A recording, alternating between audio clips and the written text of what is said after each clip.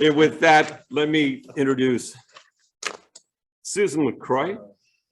She is many things to many people. She's been my nearly lifelong companion, the mother of 4, Nana to 8, a warm, compassionate nurse, hospital administrator, and I should pause and mention that she has spent many hours ameliorating the pain and suffering of patients.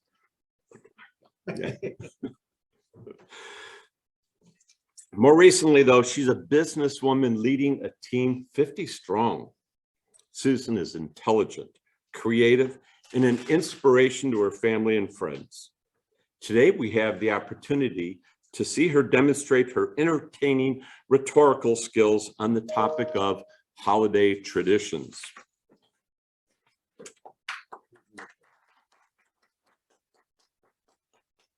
Thank you, Mr. Toastmaster Honey, fellow Toastmasters and guests. I spent quite a bit of time ameliorating this talk, just so you know. Traditions, traditions. That's from Fiddler on the Roof.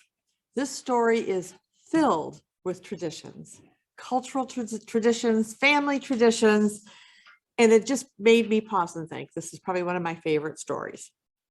My topic today is holiday traditions, and I bet if we went around the room and around Zoom, you could all name at least one holiday tradition that you still share or do, but unfortunately we don't have the time. So with Thanksgiving just 2 days away and the holiday season is now officially upon us, I thought it might be kind of fun to talk about how some of our traditions got started. A tradition is a mode of thought or behavior followed by a people continuously from generation to generation. Let's start with Thanksgiving. The very first Thanksgiving was celebrated on November 25th in the year 1621. The Plymouth colonists and the Wampanoag Indians shared an autumn harvest feast. Following that, there were several colonies and states who would also then hold an annual autumn feast. This went on for about 2 centuries until in the middle of the Civil War in 1863, President Abraham Lincoln declared Thanksgiving a national holiday to be held in November. Now, we might know some of the foods that were served at the first Thanksgiving. We know that there was plenty of deer in the woods, so they probably had venison. There were lots of wild fowl, including turkeys and ducks and geese and even swans. There was lots of seafood, lobsters and oysters and many varieties of different fish. They grew onions and probably used nuts to help with some of the seasoning. And the Indians taught the colonists about growing and harvesting corn. Now, I thought they would probably just take the ears of corn and roast them over an open fire and enjoy them, right? No, they took the kernels off the cob, ground it into a meal, cooked it into a mush, and served it with probably molasses as a side dish. I thought that was really interesting. Also indigenous to the area were fruits. So there was cranberries and raspberries and blueberries and plums and all sorts of things. They didn't have ovens, so everything was cooked over an open flame. So 2 of the foods kind of became a traditional current Thanksgiving, right? Turkey, cranberries. Those are probably 2 of the most popular dishes around Thanksgiving. Hanukkah is an 8-day wintertime festival of light celebrated with a nightly lighting the menorah, special prayers, and fried foods. The Maccabees wanted to rededicate their temple, and they needed to keep an oil lamp lit continuously, but they only had enough oil for 1 day.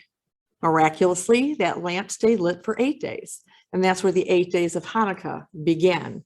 And oil plays a large part in their celebration in terms of fried foods like potato pancakes and jelly donuts. I like to think of Saturnalia as a precursor of Christmas. Those who are Big Bang fans know that our hero, Sheldon, loved Saturnalia, didn't really like Christmas. So let me just explain a little bit about what Saturnalia was. It was an ancient Roman festival to honor the god Saturn. The celebration included a sacrifice in the temple, followed by a public banquet, followed by private gift giving. So as pagans converted to Christianity and began celebrating the birth of Jesus, some of these transitions came with them. So Christmas is an annual celebration commemorating the birth of Jesus. And while the exact date of his birth isn't really known, it's suspected he was born probably March or April. In the 4th century, the Roman Catholic Church declared that we would celebrate Jesus's birth on December 25th. It's celebrated by billions of people around the world. And so you can imagine all the different traditions and the different cultures have come to be. So some of these include gift giving, food, decorating their home, Christmas caroling, attending religious services, Santa Claus, also known as Father Christmas, also known as Saint Nicholas, who also brings gifts to kids.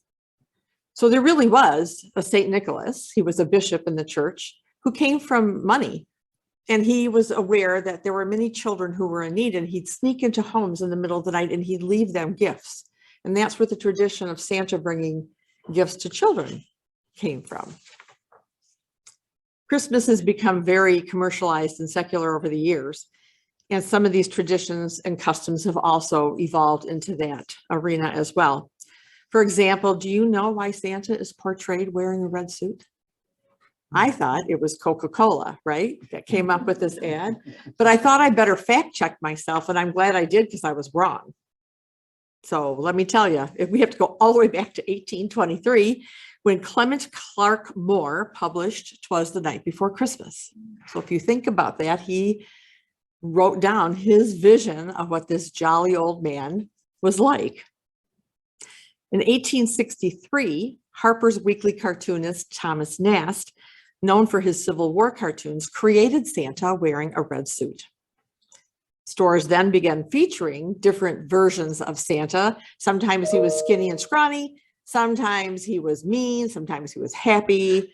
And it wasn't until 1931 that Coca-Cola hired artist Haddon Sundblom to paint an ad that depicted a larger Santa drinking a Coca-Cola, because Coke wanted to show the world it was okay to drink it in the winter, not just the hot summer days.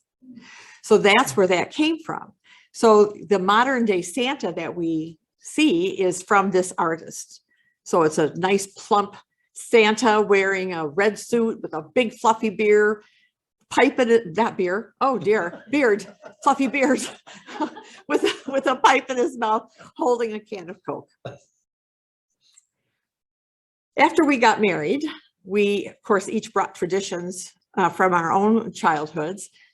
We started having children of our own, and we decided that we would create some traditions of our own with our kids. One of them that we still do today is baking a birthday cake for Jesus, and we sing to Jesus every year as well. Now that our kids are grown and on their own and have families of their own, we've encouraged them to create their own traditions, which we've been happy to share with them. So whatever holidays that you celebrate and however you celebrate them, enjoy. Thank you.